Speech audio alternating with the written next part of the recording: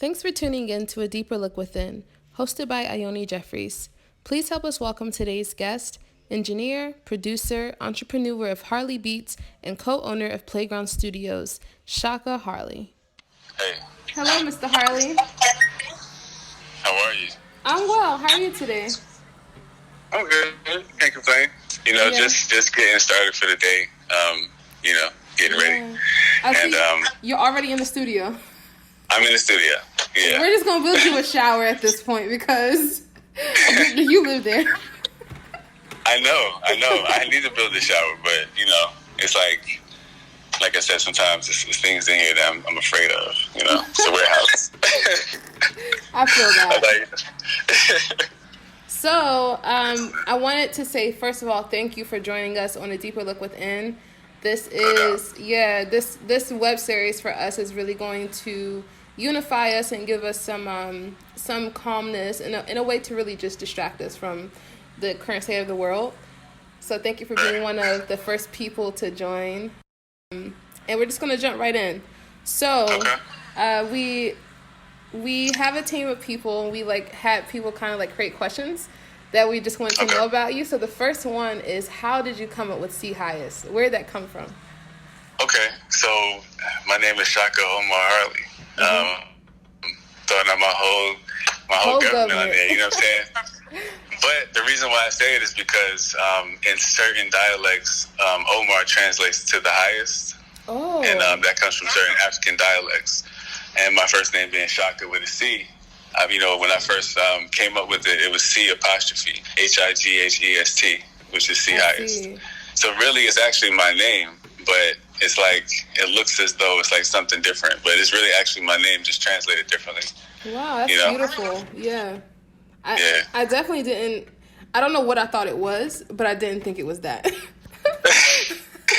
I was like, oh, this is music related.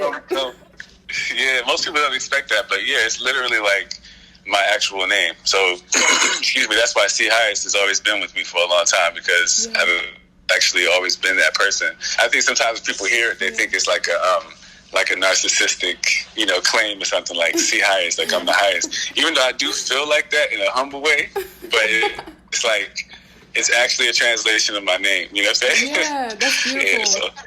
It's like me with Ione, because my first name is Anna, and Yoni comes from Yonina, one of my middle names. So, when people see it, they're like, where'd you get this name from? It's actually me. It's me. It's just a different way to introduce myself, I guess. Yeah. But thank you for telling us that. So, absolutely. We see that you're in the studio. And with the current way that the world is, and with some of the impending changes that are coming, first of all, you're like a Renaissance man. You do a lot. But I know that that's kind of your bread and butter. That's a way that you support yourself. So how have things been from a socioeconomical stance when it comes to being a business owner? How are you taking precautionary measures? How has this experience been for you? And is there anything that's kind of up in the air right now? Well, I think there's a lot up in the air, just considering that a lot of people don't really know what to expect. Yeah. So, as far as being any business, you're obviously providing services to people. You know what I'm saying? So when people are not sure, confidence goes lower, and you always see that trending with the GDP, for example. When buyers' confidence goes down, so does the stock market and things like that. And that kind of shapes what people find to be a challenge when deciding on expendable cash and things like that. So ultimately, I could say the main effects so far have been, people quarantining themselves, obviously, and not coming out. So obviously you get less people who want to go out, but we also do events from time to time. And so last week when all this started happening, we actually had 2 events that had to be rescheduled. One was a panel on mental health and music, and then the other one was a listening party. And I had to contact the clients and just say, with all this that's going on, do you guys still plan on doing this, or do you want to kind of postpone and kind of reevaluate? And that was the time where the government or the media wasn't necessarily saying people need to quarantine. So it was kind of earlier on, but we could kind of see that this was coming up. So the main thing has been those sort of cancellations, as well as now that they are saying, don't be in groups more than 10 and things like that. I've had to reevaluate how sessions are facilitated. And what I mean by that, for instance, sometimes people come with support aka entourages, things like that, who may not be participating in the actual recording, but they might be there to kind of give energy and support to the recording process. And I'm having to kind of, restrict some of that because we don't want to go over the number that, the state says is okay. At the same time, we want to make sure that people agree. I know, exactly, right? Like, so the statement is also me being healthy, you know what I'm saying? Like, and one thing I always tell people, I try to keep myself as healthy as possible just because it's the right thing to do. But also, as an engineer, when you work with your ears, a lot of people don't think about this, but the eustachian tube is connected between your ears and your throat. So if you get sick, your sonic abilities to hear is actually affected. So, for me, that's been the main reason why I like to kind of stay at, peak position. Yeah, so it's been things like that. And at the same time, being a business owner and not knowing how things will continue going forward. So I think a lot of times in business, I know you know this yourself, that you're constantly having to project and plan forward into the future. And right now, we don't really know exactly how that will shape up just because there's been these constant changes every day. Yeah. For sure. Hearing you say that you like to stay healthy, I know that we've been working together for a couple years now, like 5 years. And even in knowing you, I've seen you transition from and really grow just as a person.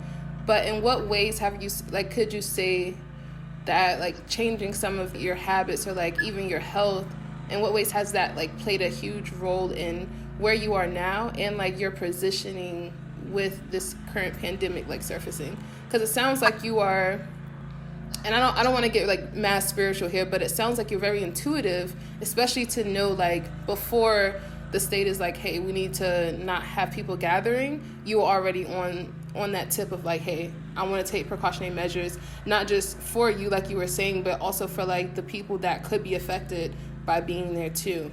How do you stay healthy, but more than just health in a physical way, how do you feed yourself? Well, so some of the changes I've made, I'll start with that, were kind of adopting, I guess what you call the vegan lifestyle, eating plant-based foods, fruits, and cutting out meats and stuff like that. For a long time, I did eat pretty much anything I wanted to eat. And what I've noticed is that for me, I don't really believe in diets and things like that because I feel like it's just about eating. You know what I'm saying? So it's not about diet, it's about eating so you can live. And I just changed what I want to eat in order for me to kind of be on a certain wave. And I noticed that would help me in terms of having better habits because for instance, I used to go to certain fast food chains on a regular basis, right?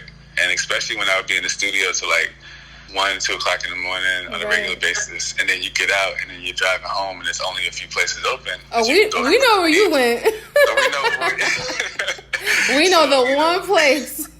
There's only one place. You can do the deduction and figure it out. But so I used to go there all the time, and I'd be yo, let me get this, let me get that, and just that whole cycle constantly. And changing what I wanted to eat, it limited my options. So when I would go to certain places, I started realizing oh, I can't even order anything anymore because what I want to eat's not on the menu. You know what I'm saying?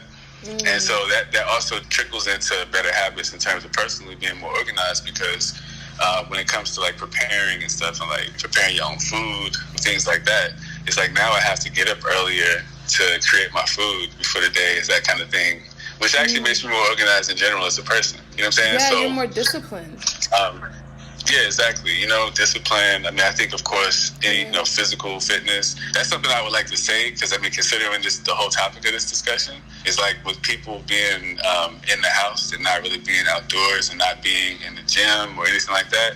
I think it's important to figure out what can you do, to keep yourself physically active because I think there's this human nature we should be moving and be mobile, But that's something. Thankfully there's still YouTube, so you can look up all kinds of workout videos and get some motivation. Just get your body moving, dance. That's actually a great suggestion. I was going to ask you that too. What do you suggest people do? But movement is definitely key. It's keeping the joy in your body and and making sure that you're not leaving space for fear to kind of seep in.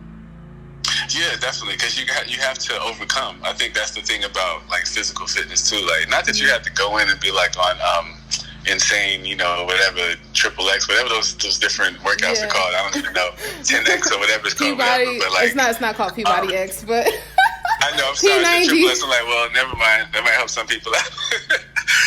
Stay fit, physically fit. But I feel like you just have to do something so that you don't get, like, in other words, think about our culture right now. We spend a lot of time sitting on couches or on desks at computers, watching television, on mobile devices, and sometimes like we don't remember to like get up and like walk around or stand up for a little while, stuff like that. I think just keeping yourself moving, but also when the idea of physical fitness comes in, when you think about discipline, it's like they say that usually when you're working out, when people get ready to quit their workout because they feel like they've gotten too tired to work out anymore, that they're only like 40% of their capacity.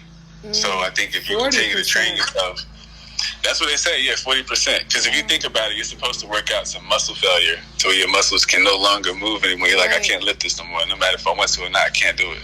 But people stop way before that. And they have so much more energy left that they can expend to, make that process better. So I think it's just important for people to do that. Another thing that I do, just so everybody knows who are like still coming to the studio and stuff, is like after sessions and stuff, it's like I wipe everything down like with Lysol. And I didn't just start doing that, but I mean like in these times right now, it's something I do a little bit more critically. So, and I'm a little bit OCD as well. I've never really told you that because I know I can see you always tell me about your OCD, but I'm like, I don't know if I'm exactly as OCD as you are, but I'm pretty OCD. Damn, put me on blast. I'm sorry.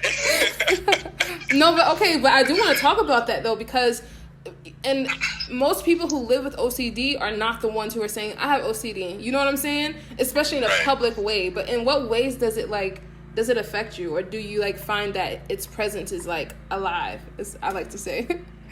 Well, like I like to keep things in the same places, so I know like wherever, if I go looking for something, I don't have to really go looking for it. I just go pick it up. You know what I'm saying? So that's really important to me. But sometimes like people make that challenging because people move things around. You're like, yo, where's this at?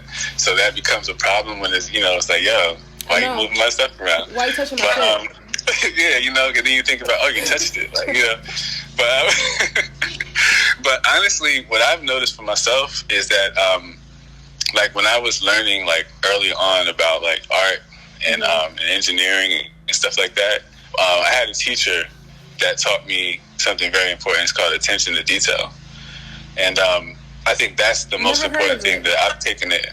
What did you say? I never heard of it before. What did you say it was called? It's called attention to detail. So pay attention to the detail, the fine things, the individual small things that make up the bigger picture, Yeah. And so as an engineer, since I put a lot of my time into that, it helps me because my OCD actually translates into doing good work for people. Like paying attention to the music, paying attention to all the sounds in the music and making sure like, I hear this in that part. Let me switch that, or let me use this tool to correct that, or let me embellish on this area until I have something that I feel like is the right picture of what we're trying to create, So I've actually tried to use it more as a tool as opposed to it being like a crutch, you know what I'm saying? Yeah, same. And seen. And I'll tell you, I can, in a very literal way, I know exactly what you mean. Because even when we work on music together, and I know like something a lot of people don't know is that you are actually on 2 or 3 of the tracks that we've done. Like your voice. Yeah, your voice is on it. But I know that, and for me, it's very, like, I look at that and I'm honored because I know that you only gonna do that when you feel like you have met or you have, like, experienced a song or a piece of art that is worthy of it. You know what I'm saying? But I literally sit there and watch you, and you're so meticulous. You're so, like, you're very zoned in whenever you're working. And it's not like a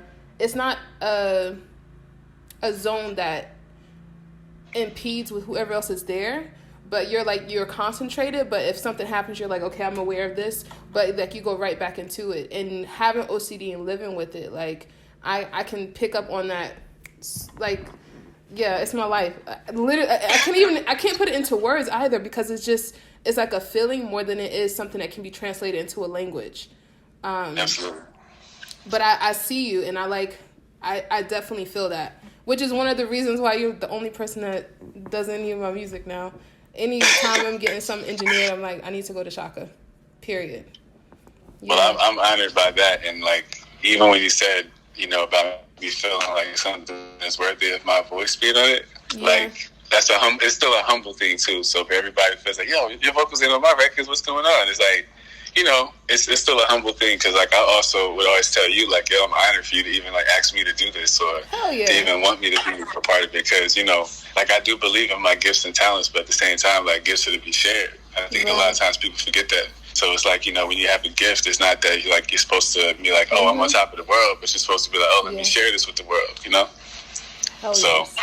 Yeah, I don't know. I just found that like that attention to detail is the biggest thing, and I feel like it really helps, and it translates into a lot of different areas of your life if you allow it to. But sometimes though, we can allow that to spin in the wrong direction, and that's where it becomes like problematic, because, you know, sometimes you also have to like understand that just because you see the world one way, you still have to respect the fact that there's only one perspective, no matter what you think of it. Yeah, it's still one perspective, you know? Yeah. I wanted to touch on really quickly your vision when it comes to Harley Beats, and like what it is that you're seeking to do with that platform in 2020, and furthermore than that, like, do you have any larger goals that are already set in place? Of course, they would be kind of halted right now because of the current condition of the world, but do you have any goals when it comes to Harley Beats? So I'll speak on that. Basically, Harley Beats is a website, harleybeats.com, but it's a website, but of course it's more of a vision I've had as a producer, engineer, artist, entrepreneur, you know, all those things. And it's something that I put together so that people could actually get access to music. Also, people can get more creative juices if they're working on a project. Also, to have access to like high quality professionals online, because sometimes people are not in the same city as you. Yeah. And so I do a lot of work with people in like the local area and stuff like that. But at the same time, I know a lot of people would appreciate having access to somebody like myself, which I say humbly, but I know that I'm very, very like serious about everything that I put my hands onto. So like for me, if I get your music and I'm working on it, not only for you, but for me, I want to make it the best that I can make it. Right. You know what I'm saying? Because my name is also attached, and it's not really from a place of being like, oh man, what are they going to think of me? Like, it's really more like I believe in my own abilities and what I can do. So it's very, very hard for me to like shortchange people just for like money or for time and stuff like that. I like to put in the work that's required to get what I'm hearing in my head when I hear somebody's music. And I know what it's like also to be an artist. And I work, matter of fact, let me speak about that. So I work with a lot of artists, and sometimes people come in and they got beats from like YouTube and stuff like that, where they're like kind of finding music online, which is dope. And I love the fact that that's out there. But sometimes that shows the disconnect between them actually having a relationship with a real producer or a real creative professional that can help them really package their whole product and put it to, you know, the next level. So my vision with harleybeats.com is basically to provide information for people that actually wish to learn more about the process, as well as provide sonic glue, you know what I'm saying? So like people who need work, they need mixing and mastering, they need beats, they need sounds to make beats, you know, they need to collaborate with other people. And it's crazy because it was my way of looking at like kind of going from brick and mortar to click and order, so to speak, you know? Okay. Okay, slogan. But, right. With that being the case, it's like I really also want to use that as a tool for me to connect with other people in different countries and different regions. I've done a lot of work with a lot of artists from Africa, India, Asia, Latin America, of course, the Americas. Yeah, definitely. And those things have kind of been serendipitous because, like, I didn't really pursue it, but it just came together. But it got me to think differently about like how my gifts and my abilities also don't just translate in English, they translate in all languages. And I've been able to vibe with people in all cultures and stuff like that as well. So I felt like I needed a tool to kind of bridge the gap between where I'm at right now in North Carolina to the greater world out there, connecting these dots. So my vision with that is that's really the vision in a nutshell. But ultimately, it's about providing, like I say, music, mixing and mastering, you know, customization, that people want to actually get something customized to a song that they wrote.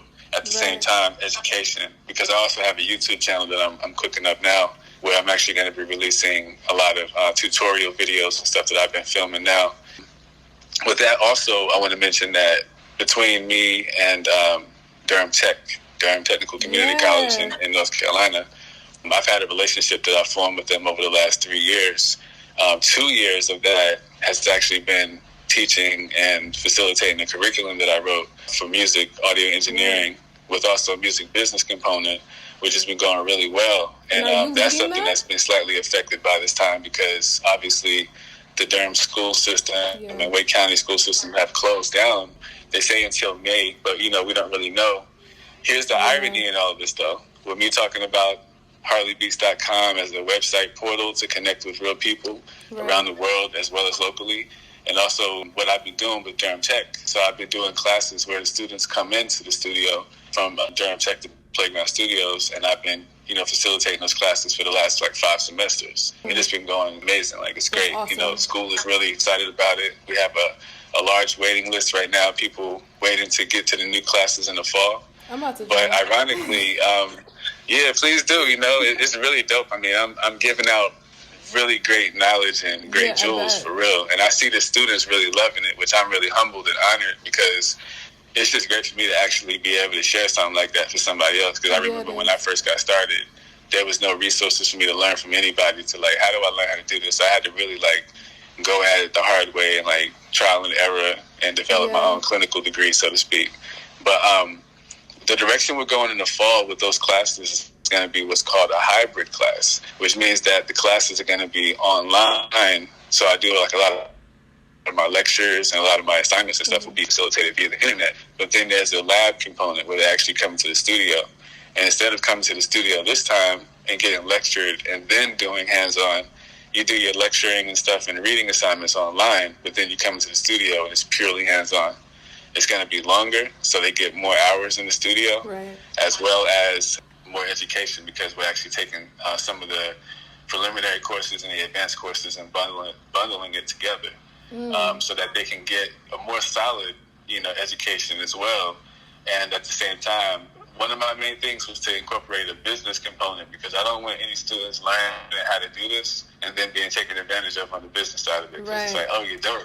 Let me get this for free. So you want to teach them that too, which is in today's society, the music business is more important than the music. If you're an artist that's really trying to make an impact, or if you're looking for the accolade of it, it's going to take way more than just creating nice music and being talented to push yourself and propel yourself forward. There's a rule of thumb that I've heard for a long time: is 90% business, percent music. So a lot of people spend all this time being really great at the music, and I always tell people the music is a prerequisite because if you don't have the music part, forget about it. And I know that that's very objective because sometimes we listen to the radio and we hear what we call trash and stuff like that. Oh, this is garbage, but it's on the radio. But at the end of the day, it's even for me as an engineer, I can always hear the integrity of what was put together and why it's working. You know what I'm saying? You might not like the aesthetic of a song, but it's sonically pleasing, or there's some elements that are really dope.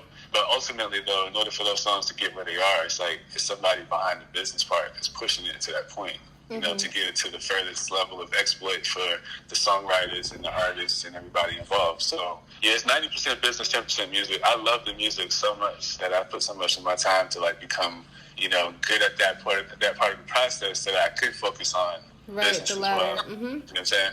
And even going into that a little deeper, how would you say and how important will music be and musicians and audio engineers? You're all of that, but how important is our duty going to be coming out of this moment or even getting through it? Do you see that it's going to be a need for us? It's going to be some expansion there? And of course it's probable. It's not something that we'll know factually, but what's your take on that? What are your thoughts? Well, my thoughts is this. Technology is always expanding, right? And with technology comes something called automation. So you have a lot of systems and things being put together where sometimes you can just click a button and then a whole bunch of series of events happen. And it's so sophisticated that to the point now that you can click a button and not even know exactly what happened, but it happens and it works for what you're thinking. So you're oh, that's what I wanted. So I'll give you an example of that. For instance, some people go through and use presets for their vocals or something like that, and they go through these different effects presets, and they just keep cycling through until they find something they like, as opposed to creating it from scratch. And there's nothing wrong with whatever the approach is. If it sounds good, I'm all for it. But that's a good example. Is like where I can click a button and be like, oh, that's an effect that I like. But it still might not be exactly what you heard in your head. You see what I'm saying? So sometimes you might end up having to settle for things if that's your approach. So I think like a lot of people don't know how to do the from scratch type of approach. So because of that, they appreciate clicking on a button and it just happens. But along with that, remove some of the experience and knowledge. But you're going to have that part working for you, right? Where technology is going to get better, which it already is. It's amazing. I love some of the tools that are out now that really allow you to do things very quickly, and very efficiently. But at the same time, I think there's also a part of that people get tired of because it becomes repetitive in nature. Like when you keep hearing the same thing over and over again and you decide, I want to hear something different. So I think it's going to be important for people to learn that craft and to go deeper into it as the future comes, because I think a lot of people have a voice that they want to use and put out their messages, and they're going to need more people to do it. At the same time, let's talk about another thing, which is like the rise in like podcasting and things like that, right? So a lot of people want to just, even if it's not music, they want to be able to speak and give their perspective and say, this is how I feel, this is how I see the world, and find my audience. And with that being the case, you can do that with poor quality, but it's so much easier with good quality. Yeah, right? And more enjoyable. So I think that's going to make the need for that even more important as it goes on, and for people individually to learn it. That's what I always tell people. I think, like, sometimes I'm honored when people come to me to learn from me, because it's like I know that they kind of need it at that point. Right. Like they say, when a student is ready, the teacher will appear. So, like, I appreciate that. But I remember also, like learning, like, on my own and learning how to do it for myself, like initially recording my own music and just kind of getting my feet, wet with the whole process. It was like, it taught me. Oh, it's breaking up. Repeat that last part again. Okay, I was going to say, like, recording my own music and, like, learning how to record music and stuff. I learned that, like, in my opinion, I feel like all artists or creative people who want to record music, they should buy, like, a small or whatever their setup is, they should buy a setup and they should learn how to record themselves. You know what I'm saying? Yeah. Like, learn how to, like, capture their ideas. You know what I'm saying? And yeah, for sure. I feel like with that being the case, also, it's going to be a need for more people to learn. So honestly, I created my curriculum for people to be able to go into any direction that they wanted to. If they wanted to go and try to work into a big studio, they can do that because they get the right knowledge and education. Right. But if they also want to put up a website and be like, yo, I'm in business, send me your work, or this is what I can do for you, they can do that in freelance. You know what I'm saying? So I think it's just important for people to have the tools. Like, if you have a desire and you're like, every day I wake up and I want to engineer for people, or I want to make beats, or I want to sing, like, whatever it takes to do that the best way, you should put your energy into that. Yeah. So, like, if you want to be a great singer, it'd be easier if you actually had some engineering techniques, because you would realize, like, things like microphone technique and things like that. Like, sometimes I have to tell people, oh, remember, sing into the mic. Like, don't sing, like, over here. You know what I'm saying? But, like, sing right into the mic. Like, that right there alone is just like... Is that technique, or is that just the way you're supposed to do it? Well, the terminology is technique. But ultimately, it's like, I can realize that someone who doesn't know, like, I've seen people say, oh, this is a nice mic. Man, what kind of mic is this? And you tell them, and they're like, oh, so it can pick up anything. So that makes them think, even if I'm across the room, it's going to sound the same as if it's right in there. Yeah. They don't understand the technique. It's like, now you need to be right on access into that capsule. You know what I'm saying? So just stuff like that. But, I mean, there's a lot more to it. I'm not going to go deeply into this. I know it's a deeper look within, but we're not going to go that deep right now. This concludes our episode of A Deeper Look Within, featuring engineer, producer, and entrepreneur Chaka Harley. Please be sure to support this artist at his Cash App, $C Highest. Thanks for tuning in. Until next time.